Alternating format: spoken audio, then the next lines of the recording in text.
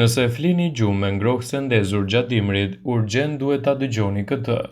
Ndezja e ngrohtësit është gjëja e parë që mund të mendoni kur vjen dita e ftohtë e dimrit, por ky veprim mund të ndikojë keq në sistemin tuaj imunitar. Nëse flini me ngrohtësin e ndezur gjatë gjithë natës, do të jeni më të prirur për të prekur nga infeksionet dhe sëmundje të tjera. Fikja e ngrohtëses gjatë natës jo vetëm që mbron sistemin imunitar, por do ju kursejë më shumë para, sepse nuk do të harxhoni energji elektrike. Brightside zbulon efekte negative që mund të ketë ky veprim në shëndetin tuaj.